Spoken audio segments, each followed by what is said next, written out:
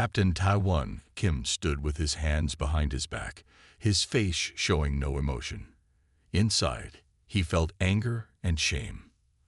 The massive ship floating before him was an insult. "This is what the Galactic Coalition offers Earth?" he asked quietly. The alien standing next to him made a sound like rocks in a blender. Ambassador Grell was trying to laugh. "The asterisk kanji asterisk is functional," Grell said. His 6 eyes blinked at different times. "For a young species like humans, it should be more than adequate." Taiwan looked at the ship again. It was huge, yes, but clearly very old. Parts of its hull were different colors, showing where repairs had been made. Some sections looked like they might fall off if you touched them. "We thank the Coalition for this generous gift," Taiwan said. The words tasted bitter. Lieutenant Jisoo Park approached with a tablet in her hand. Her usual smile was gone. "Captain, I've reviewed the ship's specifications," she said. "It's a Class 7 waste disposal vessel, decommissioned 80 years ago. Most of its systems are at least 2 centuries old." Ambassador Grell's skin rippled in what humans had learned was amusement. "Waste disposal is an honorable function," the alien said. "The asterisk kanji asterisk served the Coalition well for many cycles." "I'm sure it did," Taiwan replied. He turned to Jisoo. "What about weapons and defenses?" Jisoo shook her head. "Minimal point defense systems. No offensive capabilities." "Naturally," Grell interrupted. "Coalition policy forbids arming new member species beyond their technological level. For your protection, of course." Taiwan nodded. "Of course." He looked back at the enormous ship. At least it was big. That was something. "When can my engineers examine it?" he asked. "Immediately," Grell said, passing over a small crystal. "This contains all access codes and operation manuals. The Coalition has generously translated everything into your primitive binary data systems." "Your generosity knows no bounds," Taiwan said, keeping his voice flat. Engineer Do-hyun Choi floated through the massive engine room, his magnetic boots occasionally clamping to a surface when he needed to stop. The space was huge, large enough to fit several Earth skyscrapers inside. "This is actually impressive," he called to his team. "The size of these conduits suggests this ship once had significant power capabilities." Assistant Engineer Minna laughed. "Too bad most of them are corroded or missing." Do-hyun nodded. The Coalition had clearly stripped anything valuable before handing the ship over. He moved deeper into the engine core, scanning with his handheld device. "Wait," he said, frowning at the readings. "That can't be right." He tapped his communicator. "Captain Kim, I need you in the engine room." 30 minutes later, Taiwan floated next to Do-hyun, staring at the massive central power core. "What am I looking at?" the captain asked. "According to the ship's logs, this is a standard Fusion 3 power core," Do-hyun explained. "Very old technology.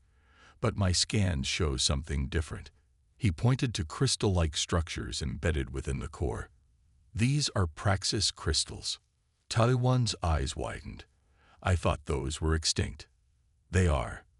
The Coalition mined them all centuries ago. They're supposedly hundreds of times more efficient than our best power sources." Do-hyun shook his head in wonder. "The aliens either didn't scan the core properly, or they didn't recognize what they had," Taiwan finished. On the bridge, Science Officer Hai Jin-yoon was examining the control systems. 2 weeks after receiving the asterisk, Hanji asterisk, Captain Taiwan Kim called a meeting of his hand-picked crew.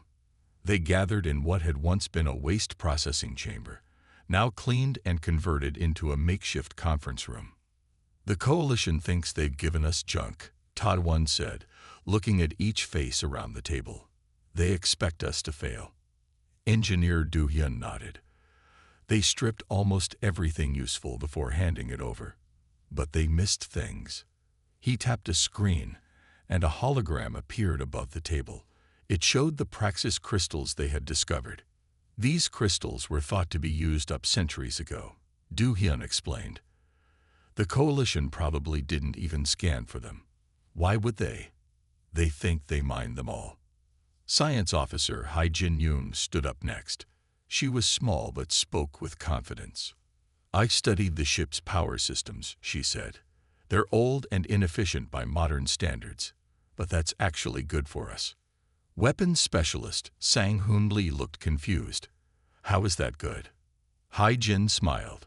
New coalition ships have safety limits built into their basic design. You can't modify them much because the safety systems will shut everything down. But this old ship has no such limits, Taiwan finished. Exactly, Hai Jin said. We can rewire it however we want. Sang Hoon leaned forward, suddenly interested. Could we add weapons? Taiwan nodded. That's why you're here. The coalition gave us a ship with minimal point defense systems. That's what we'll build on.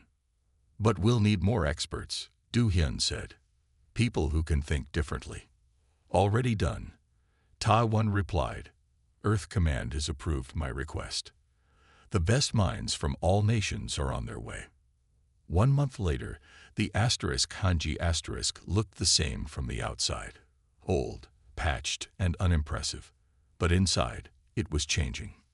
In the main engineering section, Du Hyun supervised 50 engineers from various Earth nations. They weren't following the coalition manual. Instead, they were creating something new. The auxiliary power routing can be modified this way, said Junho, a young engineer from Seoul. He showed a diagram on his tablet. Du Hyun studied it and nodded. Good. Very good. The aliens would never think to connect these systems this way. Nearby, Hai Jin worked with her science team. They had discovered something unexpected about the Praxis crystals. When we run current through them in this pattern, she explained to Captain Taiwan, they produce twice the energy output that coalition records suggest is possible. How? Taiwan asked. The crystals resonate with each other, Hai Jin said. The coalition always used them individually, but when arranged in this formation and stimulated correctly, they amplify each other. Taiwan looked at the pulsing crystals. Can we use this? Oh yes, Hai Jin said with a rare smile. We can use this very much. In another section of the ship, Sang Hoon Lee worked with military experts from Earth's most advanced nations. They stood before a massive chamber that once filtered waste gases. This filter system has focusing arrays, Sang Hoon explained. They were designed to concentrate waste particles for processing. But with modifications, 3 months had passed since the coalition gave humanity the Hanji. From the outside, the ship still looked old and barely functional. Inside, it was becoming something else entirely. Physicist Min Soo Kang floated in the main laboratory, staring at test results on his screen. He had joined the crew 1 month ago, and what he discovered shocked him. Captain, you need to see this, Min Soo said when Taiwan entered the lab. Taiwan pushed himself across the zero-gravity room. What have you found? Min Soo pointed to energy readings on his screen. We've been running tests on the Praxis crystals at different frequencies. Look what happens when we hit this specific range. On the screen, the energy output suddenly jumped to 10 times its previous level. That can't be right, Taiwan said. Run it again. Min Soo nodded. We already ran it 15 times. Same result every time. He looked up at the captain. Sir, these crystals aren't just power sources. At certain frequencies, they're amplifiers. Taiwan stared at the readings. Does the coalition know this? I don't think so, Min Soo replied. Based on their technical manuals, they never used the crystals this way. They treated them as simple power sources. Security officer Yun Ji-baek had been quietly listening from the doorway. Now she spoke. Or perhaps they did know, Captain, she said. And that's exactly why they gave us this ship. Taiwan turned. Explain. Hyun-ji entered the lab fully, her tablet in hand. I've been analyzing coalition accidents over the past century. 3 ships with similar configurations to the Asterisk, Hanji Asterisk, experienced unexplained power surges that destroyed them completely. "You think they gave us a death trap?" Min-Su asked. "I think," Yunji said carefully, "that they gave us a ship with dangerous potential they couldn't control. If we had simply followed their manuals, we might have triggered a catastrophic overload," Tadwan finished. He looked again at Min-Su's readings. "But we didn't follow their manuals." Min-Su smiled. "No, we didn't. And now we understand something they never did." In the massive chamber that once housed waste processing equipment, Sang-Hoon Lee and his team had been working nonstop. What they had created no longer resembled the original machinery. "The focusing arrays are aligned," Sang-Hoon reported to Captain Taiwan. "We've connected them to the modified power grid." Taiwan examined the huge structure. It looked like a series of rings, each smaller than the one before it, all perfectly centered. "And this will?" he asked. "Direct energy," Sang-Hoon explained. "The original system focused waste particles. Our version will focus energy from the Praxis crystals." He pointed to the smallest ring at the center. "By the time the energy reaches this point, it will be concentrated enough to—" He paused, looking for the right words. "To do what?" Taiwan asked. "To cut through almost anything," Sang-Hoon said simply. "Like a knife through paper." Taiwan was silent for a moment. "You've built a weapon. I've built a tool," Sang-Hoon corrected. "How we use it is up to you, Captain." In the medical bay, Chief Medical Officer Sun Mai-Kwan had made her own discovery. She called an urgent meeting with the captain and chief engineer. "The radiation signatures from the modified crystals are concerning," Sun Mai explained, showing brain scans on her screen. "Extended exposure could damage human tissue." Do Hyun frowned. "We've installed shielding around the engine room." "It's not enough," Sun Mai said. "Not for the power levels you're generating now." Taiwan looked troubled. "Can you develop protection for the crew?" Sun Li nodded. "I believe so. I've been working with materials from the original waste processing systems. They were designed to block harmful particles." She held up a thin, flexible sheet that shimmered slightly. "This fabric, when woven into uniforms, should provide adequate protection." Do Hyun took the material, examining it closely. "This could also help mask our energy signatures from outside scans." "Two problems solved," Taiwan said with approval. "How quickly can you produce enough for the entire crew?" 2 weeks, Sun Mai replied. "Less if I get more help." "You'll have it," Taiwan promised. That evening, Taiwan met with his senior officers in the secure conference room. The mood was serious. "We've reached a turning point," he told them. 3 months had passed since the coalition gave humanity the Asterisk Hanji Asterisk. From the outside, the ship still looked old and barely functional. Inside, it was becoming something else entirely. Physicist Min-Su Kang floated in the main laboratory, staring at test results on his screen. He had joined the crew 1 month ago, and what he discovered shocked him. "Captain, you need to see this," Min-Su said when Taiwan entered the lab. Taiwan pushed himself across the zero-gravity room. "What have you found?" Min-Su pointed to energy readings on his screen. "We've been running tests on the Praxis crystals at different frequencies. Look what happens when we hit this specific range." On the screen, the energy output suddenly jumped to 10 times its previous level. "That can't be right," Taiwan said. "Run it again." Min-Su nodded. "We already ran it 15 times. Same result every time." He looked up at the captain. "Sir, these crystals aren't just power sources. At certain frequencies, they're amplifiers." Taiwan stared at the readings. "Does the coalition know this?" "I don't think so," Min-Su replied. "Based on their technical manuals, they never used the crystals this way. They treated them as simple power sources." Security Officer Yunji Baek had been quietly listening from the doorway. Now she spoke. "Or perhaps they did know, Captain," she said. "And that's exactly why they gave us this ship." Taiwan turned. Explain. Yunji entered the lab fully, her tablet in hand. I've been analyzing coalition accidents over the past century. 3 ships with similar configurations to the Asterisk, Hanji Asterisk, experienced unexplained power surges that destroyed them completely. You think they gave us a death trap? Min-Su asked. I think, Yunji said carefully, that they gave us a ship with dangerous potential they couldn't control. If we had simply followed their manuals, we might have triggered a catastrophic overload, Taiwan finished. He looked again at Min-Su's readings. But we didn't follow their manuals. Min-Su smiled. No, we didn't. And now we understand something they never did. In the massive chamber that once housed waste processing equipment, Sang-Hoon Lee and his team had been working nonstop. What they had created no longer resembled the original machinery. The focusing arrays are aligned, Sang-Hoon reported to Captain Taiwan. We've connected them to the modified power grid. Taiwan examined the huge structure. It looked like a series of rings, each smaller than the one before it, all perfectly centered. And this will? He asked. Direct energy, Sang-Hoon explained.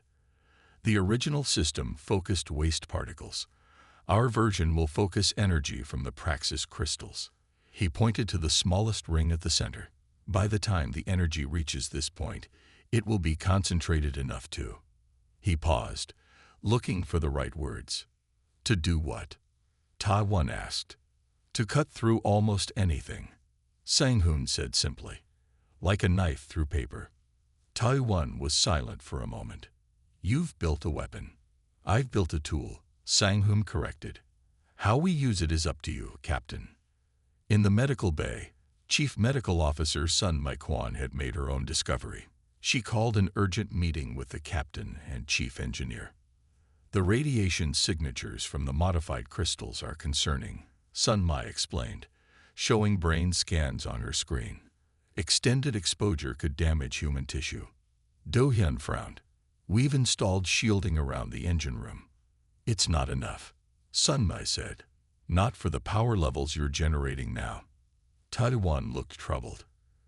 Can you develop protection for the crew? Sun Mi nodded. I believe so.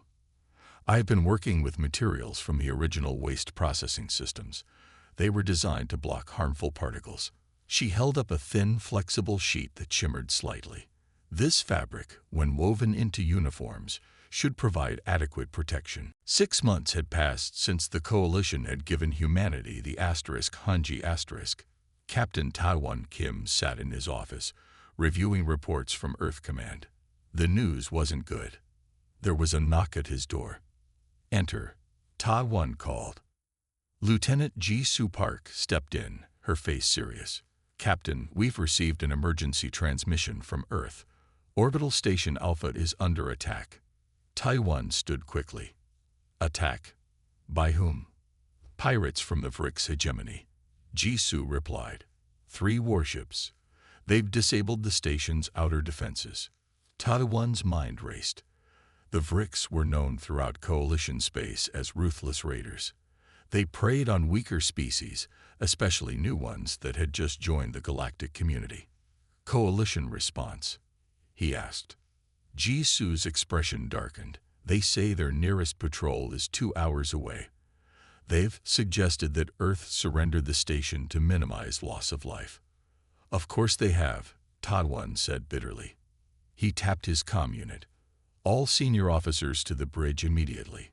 Prepare the ship for emergency launch. 20 minutes later, the asterisk Hanji asterisk pulled away from its docking station. From the outside, it still looked like a patched-together wreck. Few people knew what it had become inside. On the bridge, Taiwan addressed his crew. The situation is clear. Pirates are attacking our home. The coalition won't help in time. He paused. We're the only ship that can reach Orbital Station Alpha before it falls. Navigator Jun-Ho looked worried. Captain, we haven't completed all systems tests. The ship isn't ready for combat. We have no choice, Taiwan replied. How soon can we reach the station? 15 minutes at maximum speed, Jun-Ho said. Taiwan nodded. Do it. He turned to his weapons officer. Sang-hoon, status of the main weapon. Sang-hoon checked his console. Functional, but we've never tested it above 15% power in actual space conditions. And our defensive capabilities. The energy shield works in theory, Engineer Do-hyun replied from his station. But like the weapon, we've never tested it in combat. Taiwan's expression was grim. Today we test everything. The Hanji approached Earth orbit, accelerating faster than any human ship before it. On the bridge, Communications Officer Soo-young-ri suddenly straightened in her chair. Captain, I'm intercepting communications between the pirate vessels, she reported. Translating now. The bridge speakers crackled with alien voices, translated by the ship's computer. Asterisk. Humans have no real ships. Just take what we want and leave asterisk. Asterisk. The station's inner doors are almost breached. Prepare boarding parties, asterisk. Then, a new voice. Asterisk wait. Something approaching. A ship. No, just debris. Some kind of waste vessel asterisk. Laughter followed. Asterisk humans sending garbage to fight us. This will be amusing asterisk. Taiwan's eyes narrowed. They think we're harmless. Good. He turned to Sang-hoon. Prepare the main weapon. Set power to minimum. Just enough for a warning shot. Minimum effective power would be 8%. Sang-hoon replied, working his console. Make it 5%, Taiwan ordered. Aim for empty space near their lead ship. We just want to get their attention. The 3 Vrix pirate ships surrounded Earth's orbital station. They were sleek, dangerous vessels with pointed hulls and visible weapon ports. Their black and red colors marked them clearly as raiders that feared no law. The pirates had disabled the station's outer defenses easily. Humans were new to space. Their technology was simple. The Vrix had attacked many new species before, and this raid seemed no different. When their sensors detected an approaching ship, the pirates were curious, then amused. It looked like an old coalition garbage scow, patched together badly. The humans must be desperate to send such a ship against 3 Vrix warships. Let them come closer, ordered Captain Draz of the lead pirate ship. We'll show them what happens to primitives who resist the Vrix. On the Hanji's bridge, Taiwan watched the pirate ships grow larger on the view screen. He could see the damage they'd already done to Orbital Station Alpha. Parts of the station were dark, with debris floating nearby. In range, Captain. Sang-hoon reported. The pirates are hailing us, Soo-young added. They're demanding our surrender. Taiwan sat straighter in his command chair. Open a channel. When Soo-young nodded, he spoke clearly. Attention Vrix vessels. This is Captain Taiwan Kim of Earth. You are attacking a peaceful station. Withdraw immediately. 3 days after the Hanji drove away the Vrix pirates, an emergency meeting of the Coalition Council was called.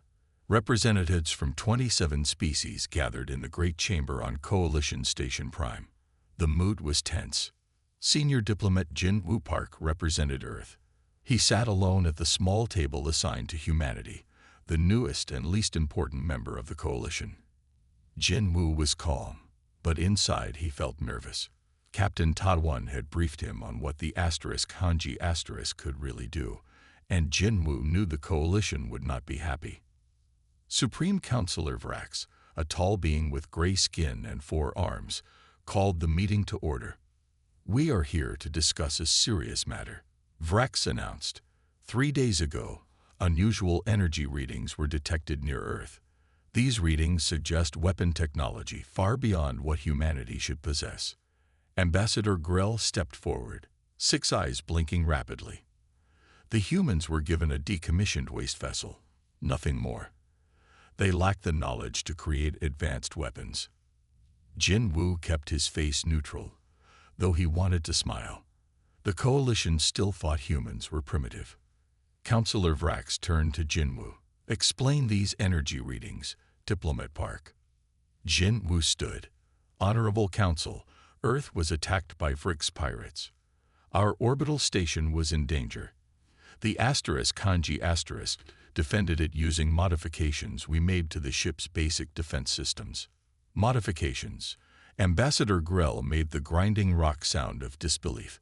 What modifications could primitives make to a waste ship? Jin Wu bowed slightly. Simple ones, Ambassador. We merely improved the efficiency of existing systems. A murmur ran through the chamber. Many representatives looked skeptical. Show us these simple modifications, demanded Commander Zalter, who had inspected the Hanji earlier. I'm afraid that's not possible right now. Jin Wu replied politely. The Hanji is undergoing maintenance after the battle. This was not exactly true.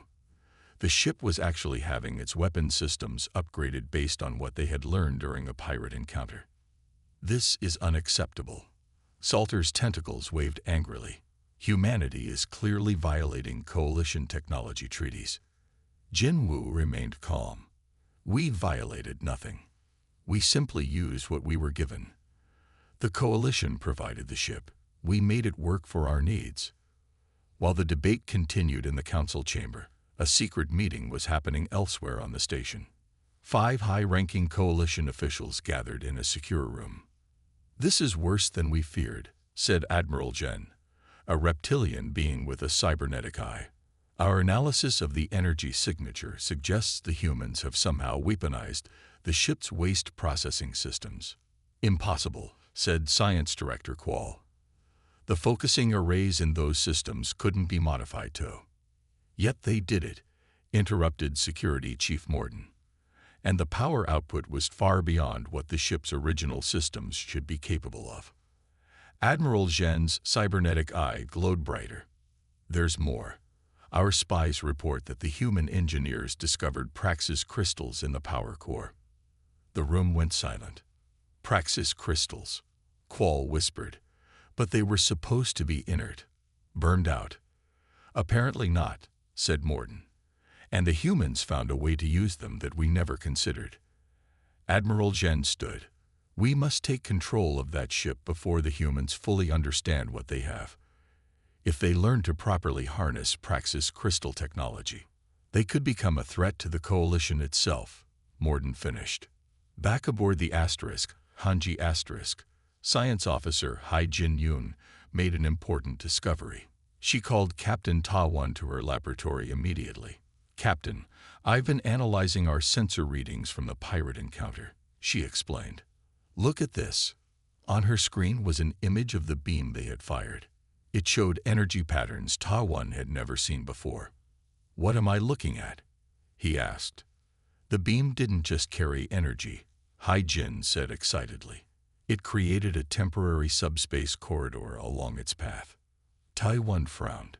Meaning, 1 week after the emergency meeting, Coalition Supreme Commander Drax arrived at Earth in person. His massive flagship, the Dominion dwarfed all human vessels in orbit. It was a clear show of power. Captain Ta-Wan, Kim stood in Earth Command's main conference room alongside President Kang and other senior officials. They watched on the large screen as Commander Drax's shuttle approached the landing pad outside. He didn't need to come himself, General Choi muttered. This is intimidation. President Kang nodded. Of course it is. The coalition is worried. Ta-Wan studied the approaching shuttle. Commander Drax was one of the most powerful figures in the coalition, a veteran of 3 interstellar wars and famous for his uncompromising approach to threats. They see us as a threat now, Ta-Wan said quietly. Good, replied General Choi. It's about time. Commander Drax was tall and imposing. His gray-blue skin was covered in decorative scars, and the 4 arms common to his species were adorned with ceremonial weapons. He entered the conference room without waiting to be announced. President Kang, Drax said, his translator making his deep voice sound metallic. I come with direct authority from the Coalition Council. President Kang bowed slightly. Commander Drax, we're honored by your visit. Drax didn't acknowledge the courtesy. Instead, he activated a small device that projected a hologram of the asterisk Hanji asterisk. This vessel, Drax said, has been modified with technology far beyond what humanity should possess. Our sensors detected weapons discharges that violate 17 different coalition treaties. We were defending ourselves against pirates, General Choi pointed out. Pirates your patrols failed to stop. Drax's upper eyes narrowed. The Council has reached a decision. The ship you call asterisk Hanji asterisk must be surrendered to Coalition custody within 48 hours for complete inspection and decommissioning. The room went silent. President Kang leaned forward. And if we refuse? Then humanity will be expelled from Coalition protection, Drax stated flatly. All trade agreements will be canceled. Earth will stand alone. It was a death sentence. Without Coalition protection, Earth would be easy prey for aggressive species like the Fricks, or worse. This is not a negotiation, Drax added. It is an ultimatum. After Drax departed, Earth's leadership remained in the conference room, discussing options. The mood was grim. We cannot surrender the asterisk Hanji asterisk, Captain Tadwan argued. It's our only real defense. And we cannot afford to be expelled from the Coalition, countered diplomat Jinwoo. We need their trade networks and protection while we develop our space capabilities. President Kang looked tired. What options do we have? Taiwan stepped forward. There is a third option, one that buys us time. Everyone turned to him. We make the asterisk Hanji asterisk disappear, Taiwan said. The plan came together quickly. The next day, the asterisk Hanji asterisk departed Earth orbit on what was announced as a routine patrol. Coalition observers monitored its departure. 6 hours later, an explosion was detected in the asteroid belt. Debris consistent with the asterisk Hanji's asterisk hull composition was found scattered across a wide area. Captain Taiwan Kim and his crew were reported lost. The Coalition flagship asterisk Dominion asterisk investigated the site. Commander Drax personally examined the debris and confirmed the ship's destruction. Though suspicious, he could find no evidence of deception. 3 days later, a somber ceremony was held on Earth to honor the lost crew of the asterisk Hanji asterisk. Coalition representatives attended, offering condolences for the tragic accident. Only a handful of people knew the truth. Deep in the asteroid belt, hidden within a hollowed-out planetoid, the asterisk Hanji asterisk rested in a makeshift dock. The ship looked different now. Its hull had been recoated with light-absorbing material, making it nearly invisible against the darkness of space. Inside, the work continued at a frantic pace. How much longer? Captain Taiwan asked as he floated through the engine room. Chief Engineer Du Hyun wiped sweat from his forehead. Another week, maybe less. We're installing the improved focusing arrays now. The accident had been carefully staged. Unmanned drones carrying pieces of the asterisk Hanji's asterisk original hull had been detonated in the asteroid belt, creating convincing debris. Meanwhile, the actual ship had slipped away to this hidden base, prepared months earlier as a contingency. The Coalition bought our story, Taiwan said. For now. But Lieutenant Han reports they've increased patrols throughout the system. 2 weeks after the asterisk, Hanji asterisk disappeared. The galaxy erupted into chaos. Without warning, massive Corvin battle fleets crossed the border into Coalition space. It was a full-scale invasion. In the hidden asteroid base, Captain Taiwan Kim called an emergency meeting with his senior officers. Lieutenant Jae-sung Han displayed the latest intelligence on the main screen. The Corvins attacked simultaneously at 7 different points. Jae-sung explained. Coalition defenses were overwhelmed within hours. The room fell silent as they watched footage of massive Corvin warships destroying Coalition outposts. The Corvins were a militaristic species, taller and stronger than humans, with armored skin and natural fighting abilities. Why now? Science Officer Hai Jin asked. The Corvins have been peaceful for decades. Intelligence suggests they've developed new shield technology, Jae-sung replied. Coalition weapons can barely damage their ships. Taiwan studied the tactical displays. What's the coalition response? Disorganized, Jae-sung said. Their main fleets were positioned near Earth and other core worlds, not at the borders.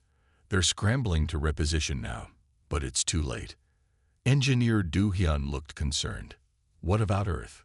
Not directly threatened yet, Jae-sung said. But 3 Corvin battle groups are moving deeper into coalition space. If defenses continue to fail, Earth could be reached within 2 weeks.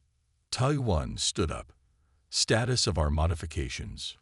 Complete as of yesterday, Do-hyun reported. All systems are operational. The ship is ready. Then it's time, Taiwan said. Prepare to launch. On Earth, panic was spreading. Coalition officials had assured humanity that the Corvin threat was being contained, but private intelligence channels told a different story. Coalition forces were retreating everywhere. President Kang and her advisors met in the emergency bunker beneath the capital. The coalition fleet assigned to protect Earth has been ordered to the front lines, General Choi reported grimly. We have minimal defenses remaining. Can we negotiate with the Corvins? Asked diplomat Jinwoo. The Corvins aren't responding to any communications, replied Intelligence Director Shin. And based on their attack pattern, they seem to be specifically targeting newer coalition members. Like us, President Kang said quietly. Yes, Director Shin confirmed. Their course adjustments suggest Earth may be a primary target. General Choi slammed his fist on the table. The coalition abandons us when we need them most, after forcing us to surrender our only real weapon. President Kang raised her hand for silence. We still have options. She turned to her communications officer. Send the signal. Deep in space, 3 massive Corvin battleships approached Earth. They moved with total confidence, having destroyed all resistance in their path. Coalition technology had proven no match for their new shields. On the bridge of the lead ship, Commander Krell watched the blue planet grow larger on his view screen. Humans, he growled with contempt. Barely space-capable, and already under coalition protection. Taking this world will send a message to all who ally with our enemies.